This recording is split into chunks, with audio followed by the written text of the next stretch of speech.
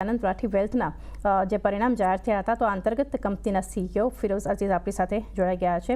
Sir good afternoon, स्वागत है show पर। और सबसे पहले सर शुरुआत करेंगे ओवरऑल नंबर्स के फ्रंट पर। जो कंपनी का गाइडेंस था on the AUM front, company ने ये सरपास किया है यहाँ से, स्पेशली रेवेन्यू और नेट प्रॉफिट देखे फॉर फाइनेंशियल ईयर 24।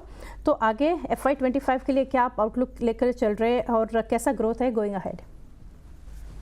जैसे आपने कहा कि हमारी जो लास्ट ईयर की परफॉर्मेंस रही है वो ठीक ठाक रही है, अच्छी रही है, उम्मीदों से ज्यादा रही है, क्योंकि हमारी जो ये बनत है एज प्रोफेशनल्स की अंडर कमिट करें और ओवर डिलीवर करें, ये हमारी चाह रहती है। ऑफ कोर्स ऊपर वाले की दया की जरूरत पड़ती है कि ओवर डिलीवर करने के लिए, बट एटलीस्ट जिस हमारा जो विश्वास होता है उससे हम थोड़ा अंडर कमिट ही करते हैं, ताकि एक बफर रहे और हम अपने शेयर होल्डर को एग्जैजुरेट करके ना बताएं। तो 226 की पैट लास्ट ईयर हुई, 205 से शुरुआत की थी, दिसंबर में अपग्रेड किया था हमने अपने गाइडेंस को, 220 करोड़ की पैट का गाइडेंस दिया था FY24 का, उससे थोड़ी ज्यादा 226 तक एंड हुई।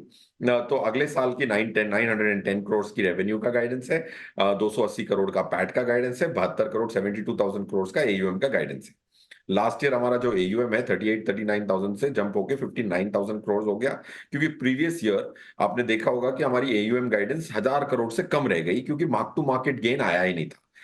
सो मार्क टू मार्केट गेन का जो लास्ट ईयर का बैकलॉग था, लास्ट टू लास्ट ईयर का बैकलॉग था, वो लास्ट ईयर आ गया। और आप हमारी नेट फ्लोज को भी देखेंगे तो वो भी काफी रोबस्ट रही है, उसमें भी बहुत अच्छी खासी बढ़त देखने को मिली है। और हम हमेशा कहते हैं कि हमारा ये जो बिजनेस है 10 15 20 साल तक 20 से 25% ग्रो कर सकता है कॉम्पाउंडेड, ये हमारा स्ट्रॉन्ग विश्वास है। आई थिंक लोग इस पे आज ज्यादा विश्वास नहीं करेंगे। 5-10 साल जब ये स्टेटमेंट फ्रक्टिफाई करेगा, then people have a stronger belief on what I am saying. जी सर, आगे जो कंपनी का अनाउंसमेंट है उन बायबैक का फ्रंट, उस पर पूछना चाहेंगे क्या रैशनल था इसके पीछे बायबैक कंपनी जो यहाँ से लाई, क्योंकि अब तक हैव बीन पेइंग डिविडेंड सो फार? देखिए, बाईबैक का रैशनल है कि जो शेयर होल्डर आपके साथ जुड़े हुए हैं अर्जों से, उनको रिवॉर्ड करना है। Dividend is also another reward mechanism. हमारा एक कैश जनरेटिंग बिजनेस है, आरओईज आपने देखी होंगी 40% की आरओईज हैं। तो it's a high ROE business, cash generating business. तो अगर आपने बाईबैक किए 3.7 lakh shares at 4,450, then you are rewarding the shareholder. यही लॉजिक है। It's a cash throwing up business, it's not a capital intensive business, so you have to earn and pay the shareholder who's been loyal to you. जी sir, trail revenue देखें अगर as a percentage of overall revenue, तो यहाँ से एक हम बढ़ोतरी देख रहे हैं 35% से 37% इन FY23। आगे in terms of stability, predictability कैसे देख रहे हैं आप रेवेन्यू की?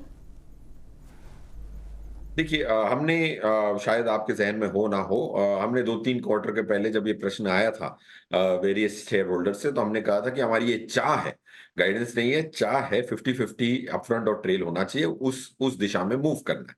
Of course moving an elephant takes its time, but we are closing in the gap. Last time 15% की गैप थी, 35 से 50 जाना था, अब 13% की गैप है। तो गैप 15% से नैरो हो गई, 2% on a base of 15%। So trail revenue को 50 पे पहुंचाने की चाह हमारी होगी, होपफुली ऊपर वाले की दया रही तो। That's point 1। Point 2, for an external party, जैसे हम हमारे जहन में जो होता है वो हम इंटरनल हैं, हम ये धंधा थोड़ा बहुत ज्यादा समझते हैं एक शेयर होल्डर से या एक्सटर्नल पार्टी से। हमारे लिए अपफ्रंट रेवेन्यू भी बहुत प्रेडिक्टेबल होती है, क्योंकि जब भी स्ट्रक्चर प्रोडक्ट की मैच्योरिटी आती है, लोग ज्यादातर क्या करते हैं कि टैक्स के पैसे निकालते हैं, टैक्स पे करते हैं और बाकी पैसा री इन्वेस्ट करते हैं। तो स्ट्रक्चर प्रोडक्ट में भले ही अपफ्रंट रेवेन्यू कहलाई जाती है, बट वो अगर 5 साल में अगर आप अपफ्रंट अकाउंट करते हैं, जब मैच्योरिटी आती है क्लाइंट वापस री इन्वेस्ट करता है।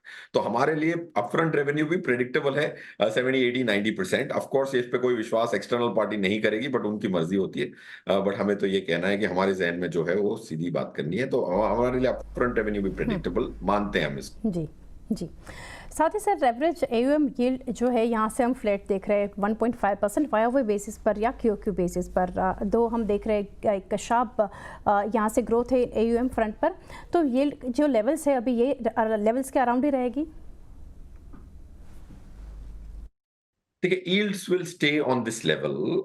हम अपने स्ट्रक्चर प्रोडक्ट में 1.1 से 1.2% पर एनम yield कमाते हैं, अगर कोई बैकवर्ड कैलकुलेट करे। म्यूचुअल फंड में 1.1 जीएसटी पे करने के बाद कमाते हैं।